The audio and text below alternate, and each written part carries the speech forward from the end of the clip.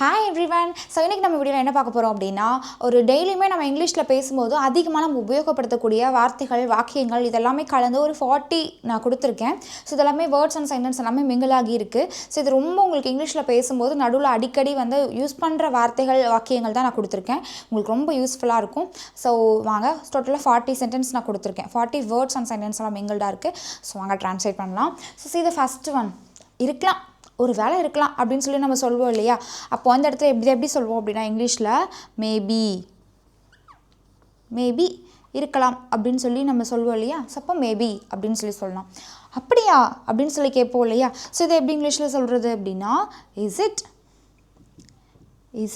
அப்படியா, is it அப்படின்னு சொல்லி கேட்கலாம். அடுத்து இது வரை இல்லை, இது வரைக்கும் இல்லை அப்படின்னு சொல்லி சொல்லுவோம் இல்லையா? ஸோ இதை எப்படி இங்கிலீஷில் சொல்கிறது அப்படின்னா, நாட் எட். இது வரைக்கும் இல்லை அப்படின்னா நாட் எட் அப்படின்னு சொல்லணும். அதை மறந்துடு அப்படின்னு சொல்லுவோம் இல்லையா?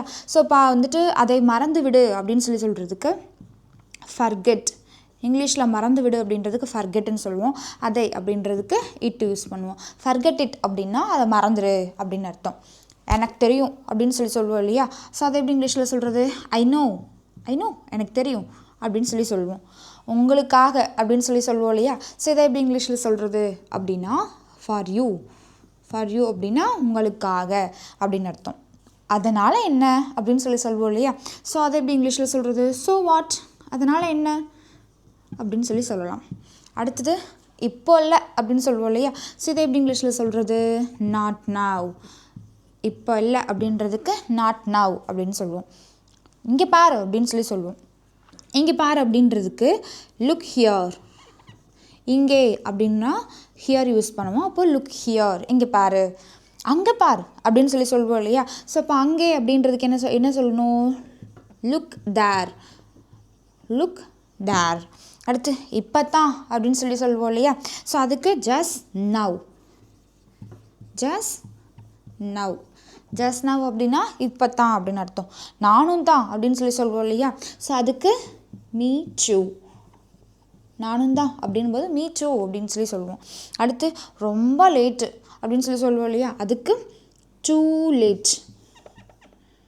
இட்ஸ் டூ லேட் அப்படின்னா இது ரொம்ப லேட்டு அப்படின்னு சொல்லி நம்ம சொல்லுவோம். அடுத்து விட்டுரு அப்படின்னு சொல்லி சொல்லுவோம் இல்லையா? ஸோ அதை எப்படி இங்கிலீஷில் சொல்கிறது அப்படின்னா, லீவ் இட் அப்படின்னு சொல்லி சொல்லணும். அடுத்தது வழக்கம் போல், எப்பவும் போல தான், வழக்கம் போல் அப்படின்னு சொல்லி சொல்லுவோம் இல்லையா? ஸோ அதை எப்படி இங்கிலீஷில் சொல்கிறது அப்படின்னா, ஆஸ் யூஷுவல். வழக்கம் போல் அப்படின்னா ஆஸ் யூஷுவல். அடுத்து சந்தேகமே இல்லை அப்படின்னு சொல்லி சொல்லுவோம் இல்லையா? அது எப்படி இங்கிலீஷில் சொல்கிறது? No doubt. சந்தேகமே இல்லை, நோ டவுட் அப்படின்னு சொல்லுவோம். அடுத்து என்னை நம்பு அப்படின்னு சொல்லி சொல்லுவோம் இல்லையா? இதை எப்படி இங்கிலீஷில் சொல்கிறது அப்படின்னா, believe me or trust me அப்படின்னு சொல்லி சொல்லலாம். Believe me or trust me அப்படின்னு சொல்லி சொல்லலாம். அடுத்து ஏதாவது நல்ல செய்தி அப்படின்னு சொல்லி கேட்போம் இல்லையா? அப்போது எனி நியூஸ், ஏதாவது செய்தி அப்படின்னா எனி நியூஸ், இல்லைன்னா ஏதாவது நல்ல செய்தி அப்படின்னா எனி குட் நியூஸ் அப்படின்னு சொல்லி கேட்கலாம். அடுத்து என்னாச்சு அப்படின்னு சொல்லி கேட்போம் இல்லையா? ஸோ இதுக்கு இங்கிலீஷில் எப்படி கேட்குறது? What happen. இது பாஸ்டில் சொல்லணும். வாட் ஹேப்பன் அப்படின்னு சொல்லி கேட்கலாம். இதை நம்ம வாட் ஹேப்பன்டு அப்படின்னு சொல்ல மாட்டோம். வாட் ஹேப்பன் அவ்வளோதான். நான் லாஸ்ட் டி சைலண்டில் சொல்லுவோம். ஓகே, வாட் ஹேப்பன் அப்படின்னு சொல்லி சொல்லலாம். அடுத்து பத்திரமா இரு அப்படின்னு சொல்லுவோம் இல்லையா? ஸோ பத்திரமா இரு அப்படின்றதுக்கு பி சேஃப் அப்படின்னு சொல்லி சொல்லலாம். அப்படி இல்லைன்னா டேக் கேர் அப்படின்னு சொல்லி சொல்லலாம். ஓகே, பி சேஃப்னு சொல்லலாம், டேக் கேர் அப்படின்னு சொல்லலாம். அடுத்து பயனில்லை, நோ யூஸ் அப்படின்னு சொல்லுவோம் இல்லையா? இப்போது நோ யூஸ், எந்த ஒரு பயனும் இல்லை அப்படின்னா நோ யூஸ் அப்படின்னு சொல்லி சொல்லலாம். அடுத்து அவ்வளோதான் அப்படின்னு சொல்லி சொல்லுவோம் இல்லையா? ஸோ இதை எப்படி இங்கிலீஷில் சொல்கிறது அப்படின்னா, தட்ஸ் ஆல். அடுத்து போதும் சாப்பாடு வைக்க வருவாங்க இல்லையா? போதும் அப்படின்னு சொல்லி சொல்லுவோம் இல்லையா? இப்போ இனஃப் அப்படின்னு சொல்லி சொல்லலாம். போதும், நிறுத்து அப்படின்னு கோவமாக சொல்லுவோம் இல்லையா? ஸோ அப்போ கூட இந்த இனஃப் அப்படின்ற வேர்டு யூஸ் பண்ணலாம். இனஃப் அப்படின்னா போதும் அப்படின்னு அர்த்தம். அடுத்து யாருக்கு தெரியும் அப்படின்னு சொல்லி சொல்லுவோம் இல்லையா? ஸோ அது எப்படி இங்கிலீஷில் சொல்கிறது அப்படின்னா, ஹூ நோஸ். அடுத்து எனக்கு தெரியாது அப்படின்னு சொல்லுவோம் இல்லையா? ஸோ அப்போ I don't know, I don't know அப்படின்னு சொல்லுவோம். அடுத்து வாய்ப்பே இல்லை அப்படின்னு சொல்லுவோம் இல்லையா? ஸோ அதை எப்படி இங்கிலீஷில் சொல்கிறது அப்படின்னா நோ சான்ஸ். நோ சான்ஸ் அப்படின்னா வாய்ப்பே இல்லை, நோ சான்ஸ் அப்படின்னு சொல்லுவோம். அடுத்து நான் மறந்துட்டேன் அப்படின்னு சொல்லுவோம் இல்லையா? ஸோ அதை எப்படி இங்கிலீஷில் சொல்கிறது? I forgot. ஃபர்கெட்டோடைய பாஸ்ட் ஃபார்ம் என்னது? ஃபர்காட். அப்போ ஐ ஃபர்காட், நான் மறந்துட்டேன் அப்படின்னு சொல்லலாம். அடுத்து நீங்கள் மட்டும் அப்படின்னு சொல்லுவோம் இல்லையா? ஸோ அப்போ என்ன சொல்லலாம்? You only. யூ ஒன்லி, நீ மட்டும், நீங்கள் மட்டும் அப்படின்ற போது யூ ஒன்லி அப்படின்னு சொல்லலாம். சந்தோஷமாக இரு அப்படின்னு சொல்லுவோம் இல்லையா? ஸோ அதை எப்படி இங்கிலீஷில் சொல்கிறது? Be happy. பி ஹாப்பி, சந்தோஷமாக இரு அப்படின்னா பி ஹாப்பி. இதே நேர்மையாக இரு அப்படின்னு சொல்லுவோம் இல்லையா? அப்போ என்ன பண்ணுவோம்? Be honest. பி ஆனஸ்ட் அப்படின்னா நேர்மையாக இரு அப்படின்னு சொல்லுவோம். நல்ல யோசனை அப்படின்னு சொல்லுவோம் இல்லையா? அதை எப்படி இங்கிலீஷில் சொல்கிறது? குட் திங் அப்படின்னு சொல்லலாம். அப்படி இல்லைன்னா குட் ஐடியா அப்படின்னு சொல்லலாம். அடுத்தது இங்கே வா அப்படின்னு சொல்லி கூப்பிடுவோம் இல்லையா? ஸோ அதை எப்படி இங்கிலீஷில் சொல்கிறது? Come here. கம் ஹியர் அப்படின்னு சொல்லுவோம். அங்கே போ அப்படின்னு சொல்லுவோம் இல்லையா? அதை எப்படி இங்கிலீஷில் சொல்கிறது? கோ தேர் அப்படின்னு சொல்லலாம். அடுத்தது நன்றாக செய், நல்லா பண்ணு அப்படின்னு சொல்லுவோம் இல்லையா? அப்போ அதை எப்படி இங்கிலீஷில் சொல்கிறது அப்படின்னா டூ வெல். டூ வெல் அப்படின்னா நல்லா பண்ணு. இப்போ எக்ஸாம் எழுத போகிற அப்படின்னா ஓகே நல்லா பண்ணு, நல்லா பண்ணிட்டு வா அப்படின்னு சொல்லுவோம் இல்லையா? அப்போ டூ வெல் அப்படின்னு சொல்லலாம். டூ வெல் யுவர் எக்ஸாம் அப்படின்னு சொல்லலாம். அடுத்தது நான் சாப்பிட்டேன் அப்படின்னு சொல்லுவோம் இல்லையா? ஸோ இதை எப்படி இங்கிலீஷில் சொல்கிறது அப்படின்னா ஐ ஹேட்.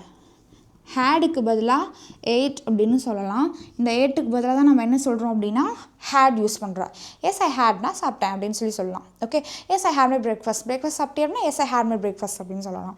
அடுத்து உள்ளே வா அப்படின்னு சொல்லுவோம் இல்லையா? அதை எப்படி இங்கிலீஷில் சொல்கிறது அப்படின்னா கெட் இன் அப்படின்னு சொல்லலாம். கெட் இன் அப்படின்னு சொல்லலாம். அடுத்து மறக்காதீங்க அப்படின்னு சொல்லுவோம் இல்லையா?